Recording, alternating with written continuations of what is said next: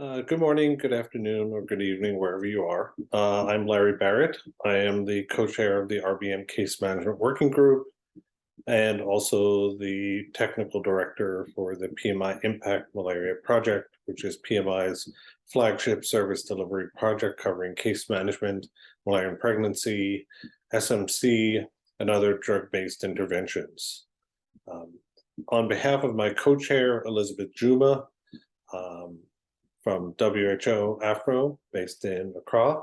I'm happy to give you a report out of our recent case management working group meeting held in Kigali in June, and also would like to highlight a couple of activities, one by the case management working group and one by the MIP working group that I think there are opportunities for collaboration.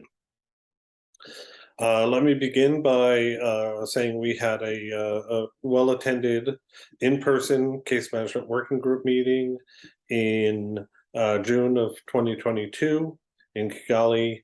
We covered topics including severe malaria, drug resistance, diagnostics, and monitoring and evaluation for malaria case management.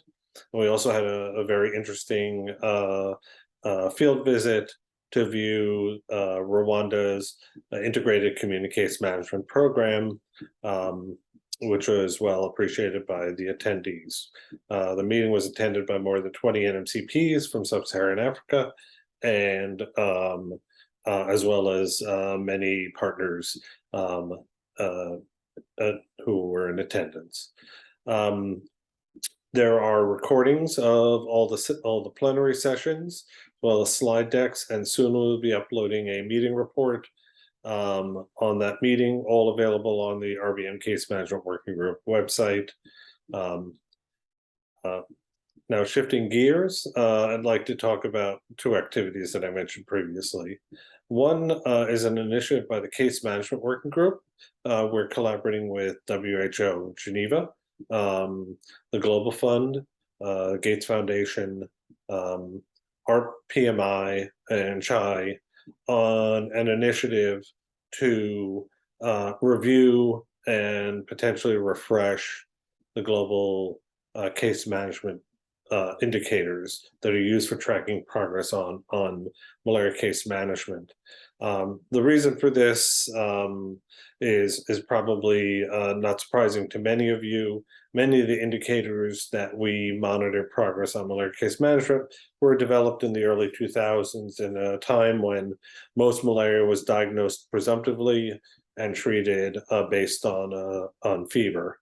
And so many of the indicators, particularly those in DHS MIS surveys, use fever as a proxy for malaria. That made sense back in the early 2000s. Situation has changed dramatically since then. Both diagnostic testing has scaled up quite dramatically in most countries, and now most people with malaria are confirmed with a diagnostic test.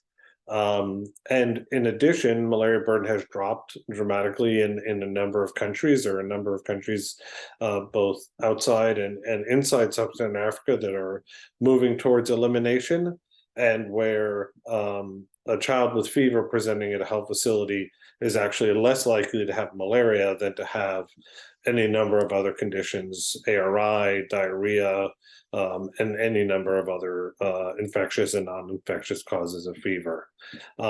Therefore, the continued use of fever as a proxy for malaria really is something that needs to be reevaluated. Another issue that we have found in looking into the global malaria case management indicators is that the way countries are collecting, particularly HMIS related indicators, is often inconsistent with between countries, and also inconsistent with how those indicators were defined. As an example, many countries define a suspected malaria case as one that was referred for testing for malaria, either with an RDT or microscopy.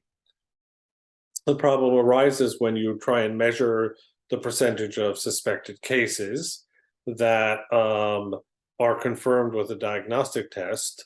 It doesn't take much to realize that in that case, if you're considering a suspected malaria, those that are tested, then the percentage of those who were tested would be 100%, which is not actually reflecting what that indicator is trying to measure. And in fact, that's what we see in most countries. The percentage of suspected cases that undergo diagnostic testing is at or near 100%. And so that indicator is not very useful because, in essence, the numerator and denominator are exactly the same. They're being measured exactly the same. So, so with our partners, we are moving forward in over the next year or so in undergoing a examination of the existing indicators, soliciting feedback from countries on how they use these indicators, what indicators are useful, what indicators are lacking, and then make some recommendations to WHO and to the partners on how we might refine, streamline, and possibly develop additional indicators to bring those indicators up to date for our needs today. The reason I bring it up here at the MIP working group is one of the things that has also been flagged as a challenge is that many countries do not disaggregate their malaria case data or other indicators by sex or by pregnancy status. And we think that that's certainly something that should be addressed. So we welcome working with the MIP working group on this initiative and welcome your suggestions on that. The second initiative that I wanted to talk about is one that I understand is an initiative of the MIP working group, which is to develop a CHW toolkit for MIP. Not surprisingly, similar toolkits have been developed for ICCM, which is something that the case management working group has definitely a focus on. And in addition, we have been collaborating already with the RBM SPC working group, who are developing a toolkit for CHWs for SPC.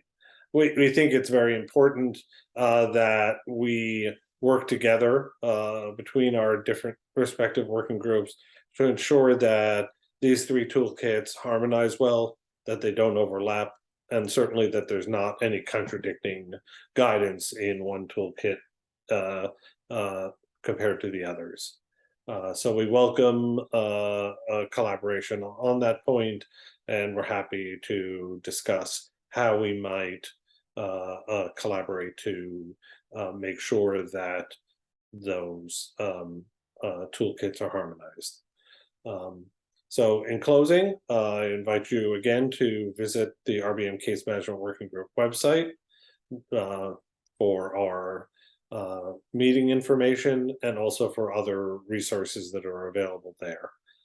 Thank you for attention and enjoy the rest of your meeting. Thanks. Bye-bye.